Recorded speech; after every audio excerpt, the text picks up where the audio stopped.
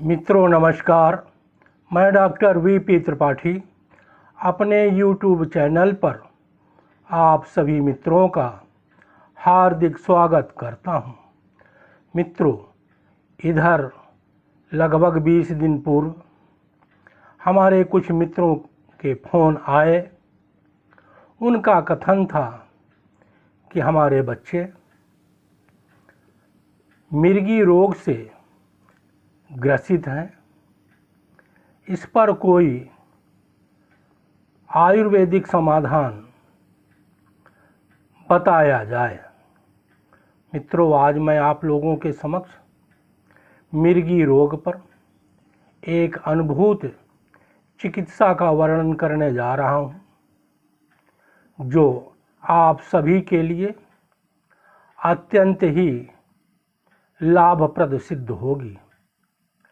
मित्रों, इसके पहले यदि हम इसके लक्षणों पर विचार करें तो मिर्गी रोग में रोगी अचानक बेहोश होकर के गिर जाता है, हाथ पैरों में अकड़न होने लगती है, रोगी अचानक अपनी मुट्ठियों को भींचने लगता है, अपने पैरों की उंगलियां तथा शरीर को सिकोड़ने लगता है, रोगी की गर्दन टेढ़ी पड़ जाती है, मुंह से फेन, जिसे हम झाग कह सकते हैं, निकलने लगता है, आंखें फटी फटी सी रहती हैं और ऊपर की तरफ फिर जाती हैं।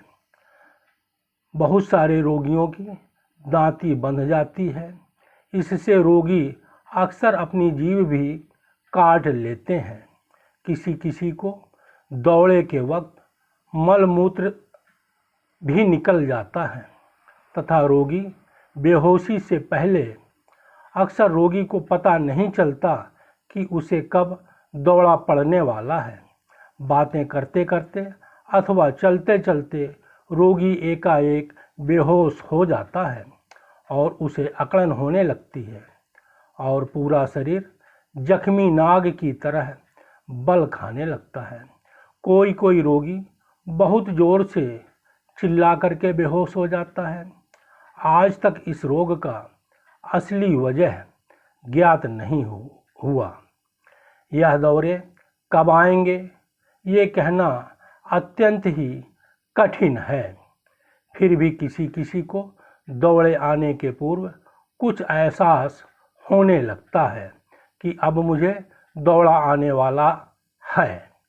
दौरे से कुछ समय पूर्व कुछ रोगियों की आँखों के आगे अंधेरा छा जाता है या आँखों के सामने रोशनी चमकने लगती है, धुंधला दिखाई पड़ने लगता है, चक्कर आता है, कान में एक गूंज सी सुनाई देती है, नाक में एक अजीब सी गंध आती है, मुंह का स्वाद बदल जाता है, बेचैनी और घबराहट महसूस होती है। दौरे या बेहोशी की हालत में 10-15 मिनट या कुछ देर तक ये स्थित रहती है। इसके बाद दौरा अपने आप घटने लगता है। ये अवस्था स्वतः ही समाप्त हो जाती है, यद्यपि इसकी मूर्छा अवस्था बनी रहती है। अक्सर मिर्गी का रोगी कुछ समय पश्चात बिना किसी चिकित्सा के स्वयं ही होश में आ जाता है तथा प्रायः 2 घंटे के अंदर अंदर वो सामान्य स्थिति में हो जाता है। मित्रों, इस मिर्गी रोग में परहेज का एक अपना अलग ही स्थान है। ऐसे रोगी को तेल, मिर्च, खटाई इत्यादि का हमेशा हमेशा परहेज अनिवार्य है। अगर हम इसमें पथ्य की बात करें तो लगभग 1 माह दूध और चावल ऐसे रोगी को सेवन करना चाहिए तथा 1 माह के उपरांत उसे मूंग की दाल और रोटी आप दे सकते हैं। मित्रों, यदि आप लोगों ने अभी तक डॉक्टर वीपी त्रिपाठी चैनल को सब्सक्राइब नहीं किया तो प्लीज़ इसे सब्सक्राइब करें, लाइक करें, शेयर करें और बेल आइकन की बटन को अवश्य ही पुश करें ताकि हमारे आगामी स्वास्थ्यवर्धक वीडियो सुगमता से देखने का अवसर आपको प्राप्त होता रहे।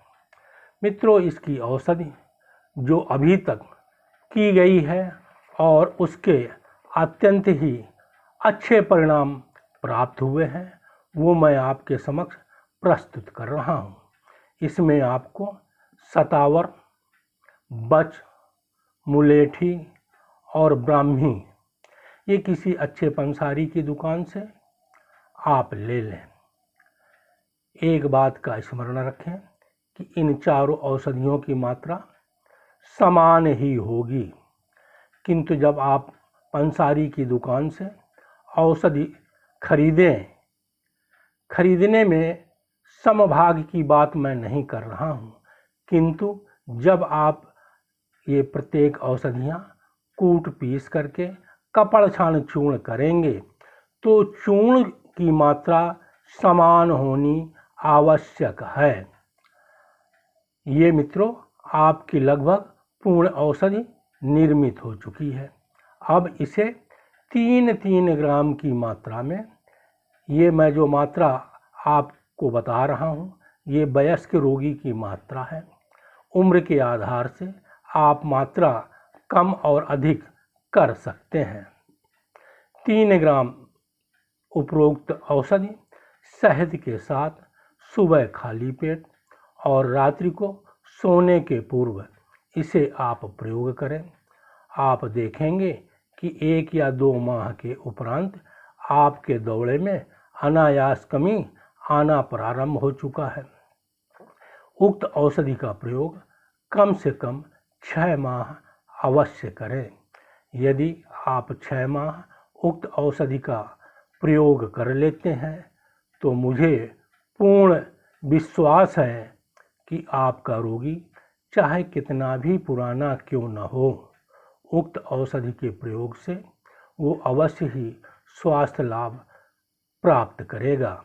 मित्रों, इसके उपरांत भी यदि कोई विशेष असुविधा समझें तो हमारे मोबाइल नंबर 9415474531 पर निःसंकोच संपर्क कर सकते हैं। मित्रों, ये औषधि निरंतर धैर्यपूर्वक आपको प्रयोग करनी है। यदि आपने धैर्य समाप्त कर दिया तो औषधि के जो परिणाम प्राप्त होने चाहिए वो संभवतः नहीं प्राप्त होंगे। अतः आप धैर्यपूर्वक कम से कम 6 माह इस औषधि का सेवन अवश्य करें। जय आयुर्वेद, जय धन्वंतरि।